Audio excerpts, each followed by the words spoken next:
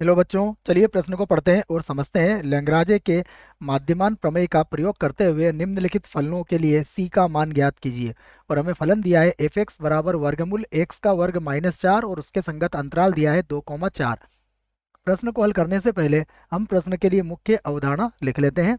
तो इस प्रश्न के लिए मुख्य अवधारणा जिसकी सहायता से हम इस प्रश्न को हल करेंगे, मुख्य अवधारणा में ये जो लैग्रांज मध्यमान प्रमेय है इसी को हम यहाँ पर समझेंगे।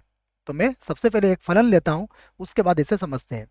मान लीजिए हमारे पास फलन एफ एक्स है और यहाँ x belongs to a comma b है, अर्थात एक्स के लिए हमने इसका ए और बी एक संवृत अंतराल यहाँ बना लिया है। ऐसी स्थिति में लैग्रांज मध्यमान प्रमेय कहता है कि एफ एक्स जो है अंतराल ए कॉमा बी में, सबसे पहले इसकी जो शर्त है वो यह है कि सतत होना चाहिए। तो इस अंतराल में सतत हो, में संतत। दूसरा प्रतिबंध है इसका कि जो फलन एफ एक्स है वह विवृत अंतराल ए कॉमा बी में अवकलनीय अवकलनीय। वो ये दो प्रतिबंध होते हैं लैग्रांज मध्यमान प्रमेय के। यदि कोई फलन इन दोनों प्रतिबंधों को संतुष्ट करता है तो बच्चों लैग्रांज मध्यमान प्रमेय से एक बिंदु सी जो आपको विवृत अंतराल ए कॉमा बी में मिलेगा, है ना, ये सी का मान एक से अधिक भी यहाँ हो सकता है। तो इसमें अगर आपको सी का मान ढूंढना है तो ये सी का मान इस सूत्र से ज्ञात कर सकते हो आप। एफ डैश सी बराबर f b minus f a और बटा बी माइनस ए से प्राप्त कर सकते हो आप। से सी का कम से कम एक मान प्राप्त कर सकते हो, से प्राप्त कर सकते हो, कर सकते हो। फिर बता रहा हूं बार बार कि सी का मान यहाँ एक से अधिक भी हो सकता है बच्चों। आइए अब हम प्रश्न को देखते हैं। प्रश्न हमें दिया है एफ एक्स बराबर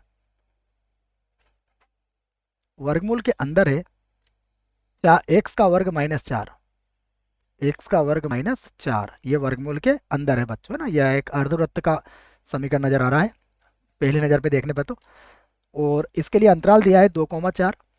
इसके लिए अंतराल जो दिया है वह दिया है 2,4। ये बड़े कोष्टक में लिखा है बच्चों क्योंकि ये संवृत अंतराल है हमारे पास। अब हम सबसे पहले देखेंगे कि ये जो एफ एक्स है यह अंतराल 2,4 में संतत होगा बच्चों, संतत होगा। क्योंकि 2,4 में यदि आप कोई भी मान रखते हो तो आपको y का मान मिलेगा। तो फलन का टूटने का यहाँ पर कोई प्रश्न नहीं उठता। तो यह 2,4 में संतत होगा। उसके बाद फिर से लिखता हूं मैं एफ एक्स बराबर कितना है, वर्गमूल एक्स का वर्ग माइनस 4। मैं इसका अवकलन करता हूँ एक्स के सापेक्ष, तो ये मिलेगा एफ डैश एक्स। इसका अवकलन करेंगे तो यह आएगा 1/2 वर्गमूल एक्स का वर्ग माइनस 4। और पुनः हमें एक्स का वर्ग माइनस 4 का अवकलन करेंगे तो ये 2x माइनस 0 हो जाएगा। जिसे हल करेंगे तो ये होगा एफ डैश एक्स बराबर, देखिए 2 से 2 कट जाएगा तो ये हो जाएगा x और बटे में आ जाएगा वर्गमूल के अंदर एक्स का वर्ग माइनस 4। तो यहाँ पर भी देखिए जो जो अंतराल, मैं यहाँ खुला अंतराल लिख रहा हूँ, 2,4 में संतत है।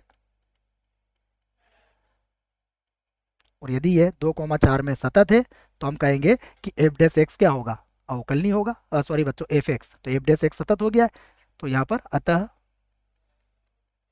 अतः अंतराल 2,4 में एफ एक्स अवकलनीय होगा, अवकलनीय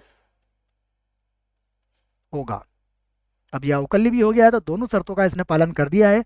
अब हम यहाँ पर कह सकते हैं लैग्रांज मध्यमान प्रमेय से, यहाँ पर कह देते हैं हम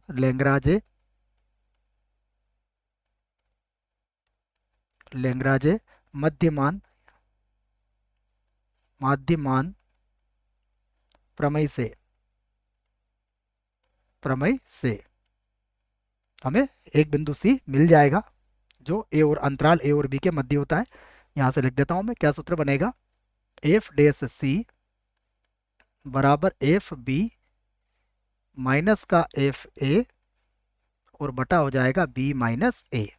अब एफ डैश सी किसके बराबर होगा, देखो ये बराबर होगा एक्स बटा वर्गमूल एक्स का वर्ग माइनस कितना था, देखो ये था एक्स बटा एक्स का वर्ग माइनस सी।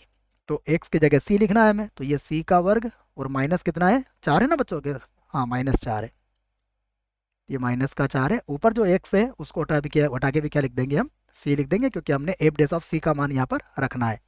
ये भी रख दिया मैंने सी बराबर। बात करते हैं एफ बी की, तो देखिए अंतराल कहाँ से कहाँ तक था, 2 से 4, तो ये हो जाएगा F4 माइनस 2 से 4 था तो ए का मान हो जाएगा 2। तो यहाँ पर फिर लिख देंगे 4 और ए का मान कितना आ जाएगा 2।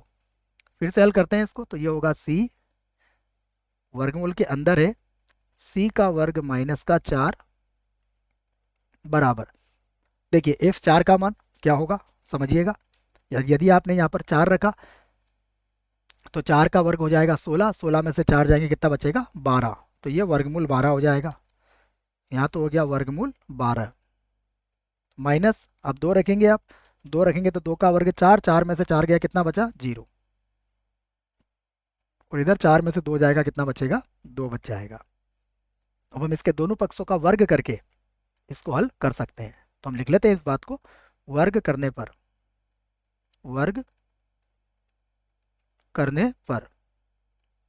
वर्ग करेंगे तो ये हो जाएगा सी का वर्ग, इसका वर्गमूल हट जाएगा तो ये सी का वर्ग माइनस का 4 हो जाएगा बराबर, वर्गमूल 12 का वर्ग करेंगे तो 12 आ जाएगा, 2 का वर्ग करेंगे 4 आ जाएगा, ये 4 के पड़े से 3 बार कट ही जाएगा, तो ये हो जाएगा सी का वर्ग बराबर, ये 3 हो जाएगा तो ये हो जाएगा 3 सी का वर्ग माइनस 12।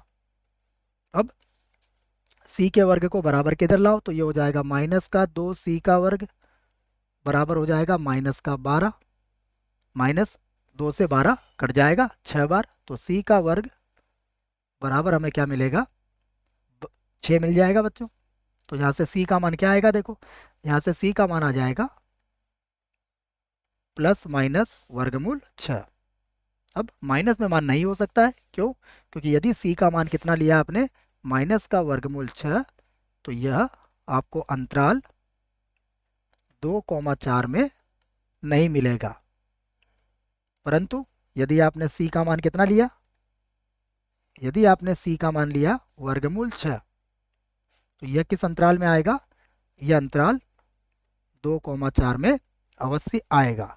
तो हमसे क्या पूछा गया था, हम देख लेते हैं, हमसे सी का मान पूछा गया था, तो सी का मान हमने प्राप्त कर लिया है। ये हमारे प्रश्न का क्या होगा, उत्तर होगा बच्चों। आशा करता हूँ आपको इस प्रश्न का उत्तर समझ में आया होगा। धन्यवाद।